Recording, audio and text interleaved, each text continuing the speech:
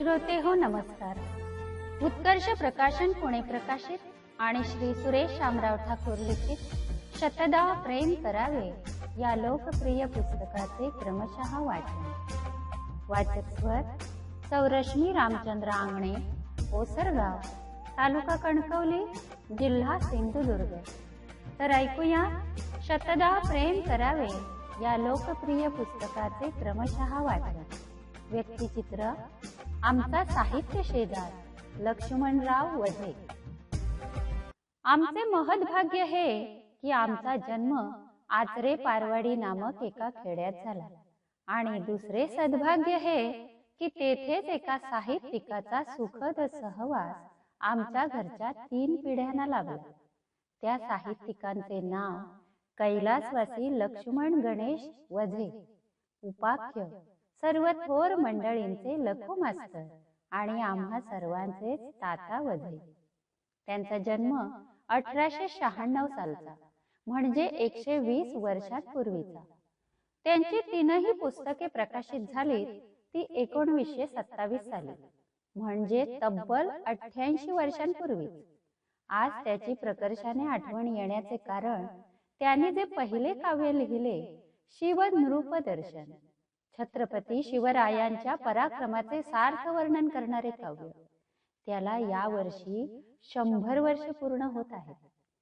आमच्या आचरे पारवाडीच्या एका साहित्यिकाच्या साहित्य चळवळीच्या शुभारंभाची ती शताब्दी आमच्या तनात आणि मनात साजरी होणारी. शिवनृपदर्शन.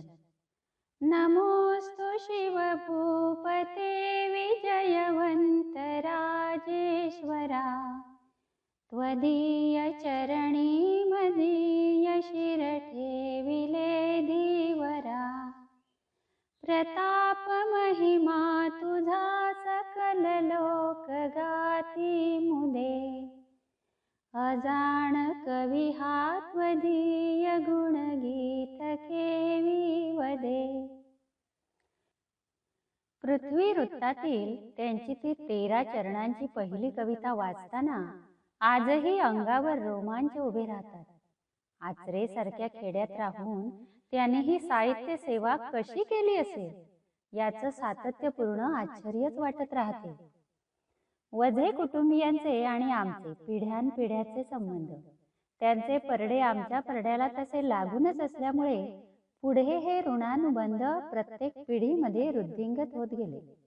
संपूर्ण आचरे परिसरात आचरे नागोचीवाडी, आचरे हिरलेवाडी येथेच प्राथमिक शिक्षकाची नोकरी करून त्यांनी जे साहित्यिक अनुभव घेतले ते विलक्षण होते. म्हणून त्यांची 1927 साली प्रकाशित झालेली 3ही पुस्तके आमच्या घरी अमूल्य ग्रंथ म्हणून आम्ही जपून ठेवली आहेत. शिवाजीच्या आग्र्याहून सुटकेवर लिहिलेली त्यावेळच्या मुंबई येथील सुप्रसिद्ध प्रकाशक दामोदर सावळाराम आणि मंडळी, ठाकूरद्वार, मुंबई नंबर 2 यांनी प्रकाशित केलेली, किंमत केवळ ₹1.5 असलेली 130 पानांची सचित्र बंद मुक्तता कादंबरी साहित्य क्षेत्रात लेखन करणाऱ्या प्रत्येकालाच मार्गदर्शक अशीच आहे. त्यांनी विवेक या टोपण नावाने कविता लिहिण्यास सुरुवात केली. त्यांचे 2 कविता संग्रह काव्यहार भाग 1, काव्यहार भाग 2 हे 1927 सालीच प्रसिद्ध झाले. त्या पुस्तकात त्यांच्या प्रत्येकी 250 कविता प्रकाशित झाल्या आहेत. त्या काव्य संग्रहासाठी त्यांना प्रकाशक लाभले होते महाराष्ट्र पब्लिशिंग हाऊस पुणे येथील मॅनेजिंग डायरेक्टर विश्वनाथ तामणकर व मुद्रक होते वामन वासुदेव अतितकर. सर्व भारत छापखाना 325 सदाशिवपेठ पुणे. प्रत्येक कविता संग्रहाचे मूल्य छापील किंमत जरी 12 आणे असली तरी त्या काळी आचरेसारख्या ठिकाणी राहून केलेल्या त्या साहित्य सेवेचे मूल्य कोण आजमावे. त्या काव्य संग्रहात तात्या वझ्यांची ती पहिली कविता सापडते. तिला आज 100 वर्षे पूर्ण होत आहेत. छत्रपतींचे वर्णन करताना ते म्हणतात, खरोखर नृपारुचिर दर्शने आजला, अति मन उंचवले परीन सांगता ये मला. स्फुरे हृदय शक्ती शरीर होय रोमांचित, प्रभाव गुण गायनी मन तुझ्यात होई रत. अशा ओळी त्यांच्या काव्याचे नाविन्य आजही टिकून आहेत. त्यांच्या काव्यावर लोकमान्य टिळकांच्या व्यक्तिमत्वाचा प्रभाव पडलेला दिसतो.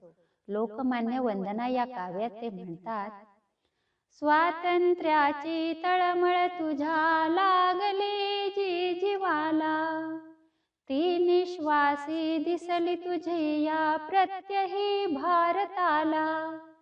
त्यांच्यासाठी तन मन धन स्फूर्तीने वेचेले, लोकश्रेष्ठा अभिनव यशे भारता भूषविले.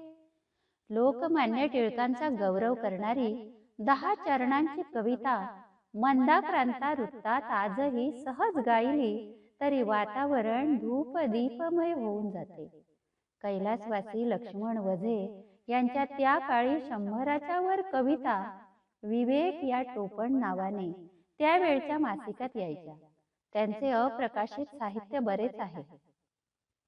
100च्या वर कविता त्यांनी भगवद्गीतेच्या 700 श्लोकांचे मराठीत 700 श्लोकात भाषांतर केले. ते श्लोक आर्या वृत्तात बांधलेले आहेत.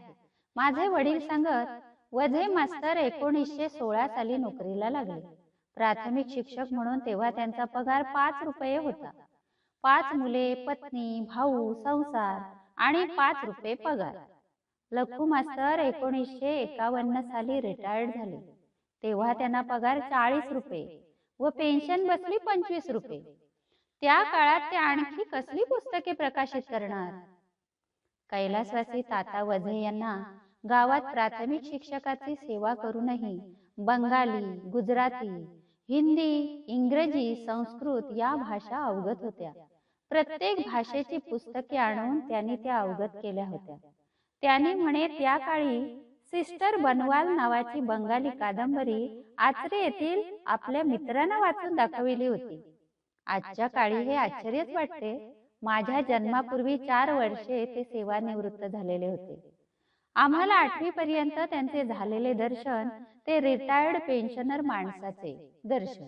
आपली गाई गुरे सड्यावर घेऊन जाणारे, दुधाचे उकडे पुरविणारे व वाचन करणारे ताता वझे. त्यांच्याकडे जे भांडार होते त्याचा शोध त्यांच्याच घरात अभ्यास करताना आम्हाला लाभला. वझ्यांच्या बाजूच्या घराला तातांचे घर म्हणत. आता ते पडले आहे.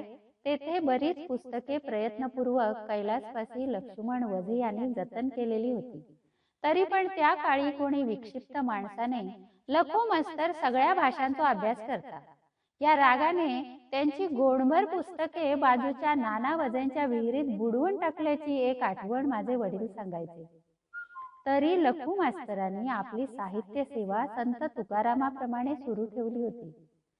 सेवानिवृत्तीनंतर गावात कोणी नाटक बसवत असतील, त्या नाटकात जादा पदांची आवश्यकता असल्यास कैलासवासी वझे ती सहज करून देत.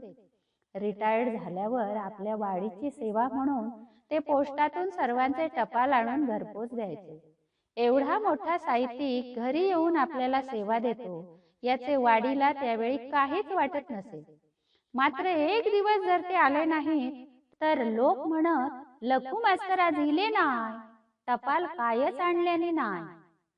इतर वाडीच्या दृष्टीने त्यांचे हे कार्य महत्वाचे, पण त्यांच्यातला साहित्यिक बहुजनांना समजण्या इतपत समाजाची संस्कृती साक्षर झाली नव्हती.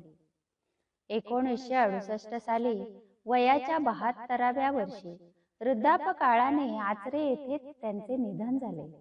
आज त्यांच्या पहिल्या साहित्य निर्मितीची जन्मशताब्दी.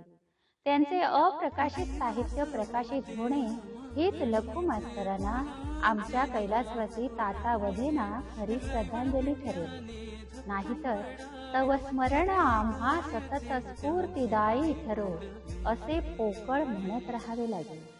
तसे होऊ नये ही रामेश्वर चरणी प्रार्थना.